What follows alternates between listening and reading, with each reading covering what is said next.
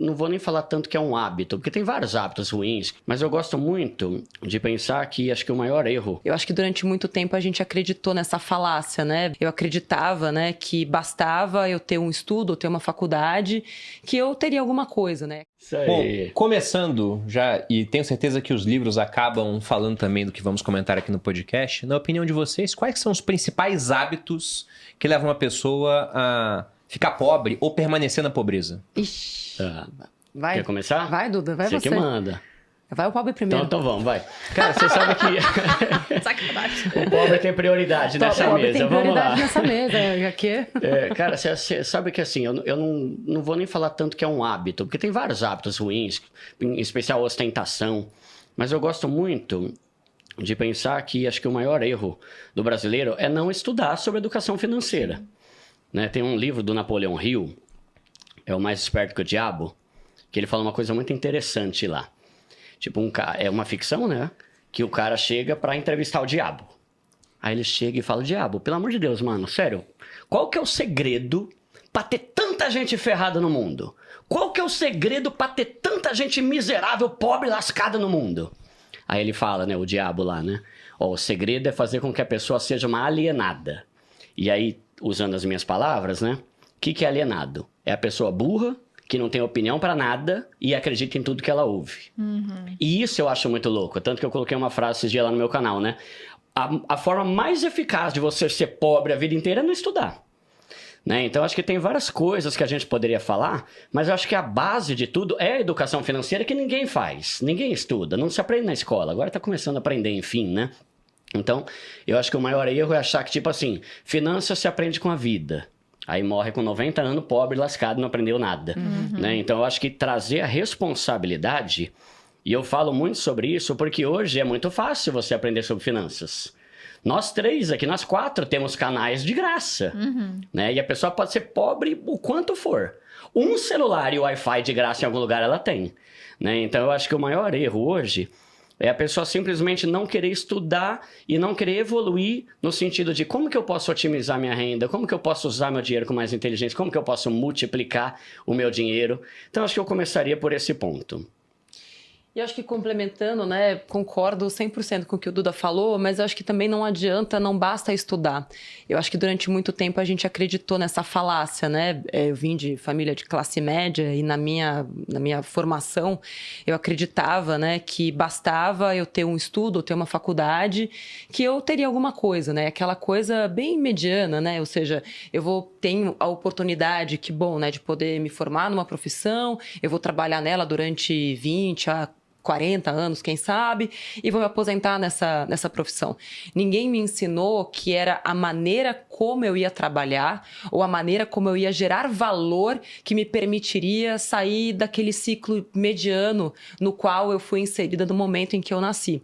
Então, eu acredito sim que a gente precisa de educação financeira, é isso que a gente faz na Me Poupe, vocês fazem aqui, mas não basta ensinar as pessoas ou aprender sobre poupar, investir, se você não aprender antes de tudo como gerar valor para mais pessoas, para mais organizações, porque querendo ou não, eu acho que é aí que acontece a grande... Como é que eu posso explicar isso? Sinistralidade do sistema, porque ninguém ensina a gente que existe um jogo operando, do qual todos nós fazemos parte, mas que infelizmente poucos, por uma questão de afastamento do conhecimento, têm noção de quais são as regras do jogo.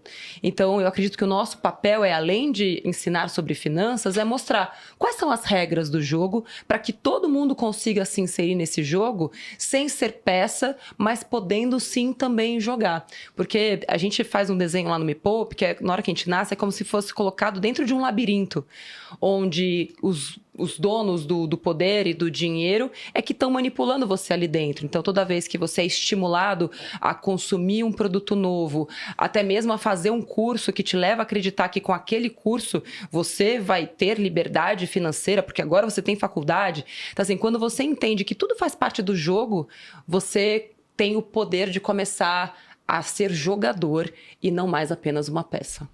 É bem interessante falar disso, porque se você nasce pobre, digamos assim, ou classe média, você quer ascender de alguma forma, você tem que mudar o status que você tá ali naquele momento. Então não adianta você fazer a mesma coisa que seus pais faziam, Exato. que seus vizinhos fazem, e você tem que, de alguma forma, mudar ou trabalhar diferente. Se ninguém explica, não tem como você saber, né? Você fala, então eu acordei, tô vivendo aqui, fui pra escola, e aí eu me formei e vou fazer a mesma coisa que meus pais e que todo mundo que tá ao meu redor faz. E aquele ciclo que se repete, que eu escuto muito, né, de seguidores, quem trabalha muito não tem tempo de ganhar dinheiro. Mas mesmo as pessoas que ganham muito dinheiro, trabalham muito, mas elas trabalham diferente. O que elas fazem diferente, por exemplo, na sua opinião? Na minha opinião, Bruno, tá muito mais na inteligência com a qual você gera valor e na tua capacidade de ter mais clientes.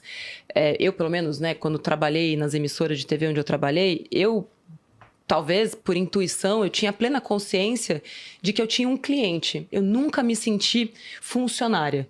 Para mim, crescer na minha carreira de jornalista, que quando eu decidi ser jornalista, disseram que eu estava fazendo a pior besteira da minha vida, que jornalismo não dá dinheiro, mas na minha cabeça nenhuma profissão dá dinheiro se você seguir o status quo. Você sempre vai seguir aquele mesmo padrão. Então, quando eu entendi que o teto de capacidade de ganho financeiro que eu tinha era diretamente proporcional à quantidade de clientes que eu tinha, e que na época eram 2, eu trabalhava na TV Jockey e na Record.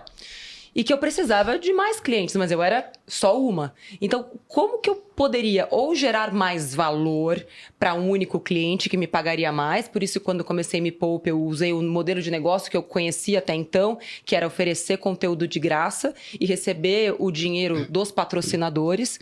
E aí, com o passar do tempo, a gente foi mudando esse modelo de negócio, né? Entendendo que a grande geração de valor que a gente podia trazer era muito mais para os seguidores, os mepoupeiros, do que para o mercado como um todo. Então, para mim, o que muda essa chave é quando você entende que a tua capacidade de ganho financeiro, ela aumenta quando você consegue gerar mais valor e oferecer esse valor para mais e mais e mais pessoas.